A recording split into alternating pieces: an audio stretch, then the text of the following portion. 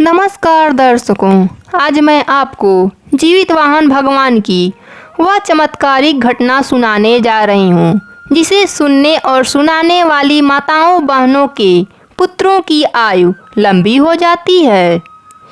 जिउतिया व्रत के पारण से पहले इस कथा को जरूर सुने।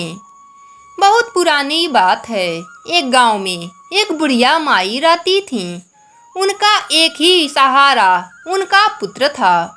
बुढ़िया हर दिन पूजा पाठ करती थी, लेकिन बुढ़िया माई एक दिन भोजन बनाती और उसी भोजन को 4-5 दिनों तक खाती। एक दिन उसका बेटा जंगल से लकड़ियाँ लाने के लिए गया, लेकिन बेटा घर लौटकर नहीं आया क्योंकि जंगल में एक अजगर ने बुढ़िया के बेटे को निगल लिया था। शाम तक बेटा के घर ना आने पर बुढ़िया माई बहुत परेशान हो जाती है। बुढ़िया माई बहुत रोती है। इसी तरह कई दिन बीत गए।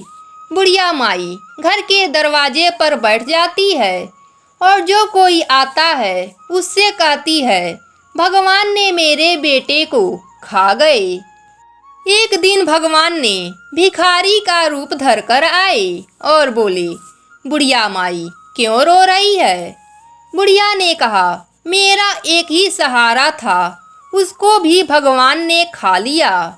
भगवान ने कहा, तुम्हारे बेटे को भगवान ने नहीं खाया, बल्कि एक सर्प ने खाया है। तुम्हें जिउतिया व्रत के पारण का दोष लगा है, इसलिए तुम्हारे बेटे को एक सर्प ने निगल लिया। बुढ़िया बोली, लेकिन बाबा मैंने तो व्रत अच्छे से किया, फिर यह दोष क्यों लगा? भगवान के रूप में भिक्षुक ने कहा, तुम एक दिन भोजन बनाती हो और उसी भोजन को 4-5 दिनों तक खाती हो। जिउतिया का व्रत आता तो तुम पारण का भी खाना पहले ही बना देती। जिउतिया पारण के समय तक वह भोजन बासी हो जाता।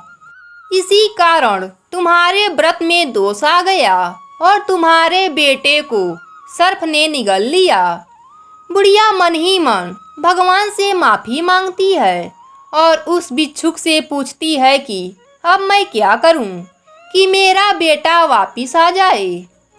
फिर वह भिक्षुक ने बताया कि जब जिउतिया व्रत आएगा तो तुम जिउतिया व्रत को नियम पूर्वक करना और पारण करते वक्त तुम गर्म चावल बनाना और उसका मार निकालना और गर्म ही उसे फूंक फूंक कर पी लेना। बस तुम्हारा बेटा अपने घर आ जाएगा। जिउतिया का व्रत आ गया। बुढ़िया ने नियम पूर्वक जिउतिया का व्रत किया और पारण के दिन जैसे उस भिक्षुक ने कहा था, ठीक वैसे ही गर्म गर्म चावल बनाती है और गर्म गर्म माड़ को निकालती है।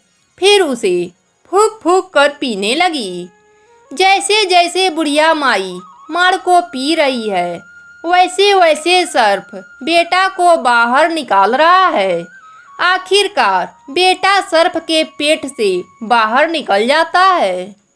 बुढ़िया माई का बेटा अपने घर वापिस आ जाता है। बेटा अपने सर से लकड़ियों का गट्ठर पटकते हुए बोलता है, माँ माँ। बुढ़िया माई घर के अंदर से भागती हुई अपने बेटे को गले से लगा लेती है और उसकी आंखें भी ठीक हो जाती है। तभी से लोग जिउतिया व्रत के पारण में गर्म भोजन करने लगे। जिउतिया के पारण के पहले इस कथा को अवश्य सुने, जिससे आपके किए गए व्रत का फल आपको पूरा मिलेगा। जय हो जिउतिया भगवान की।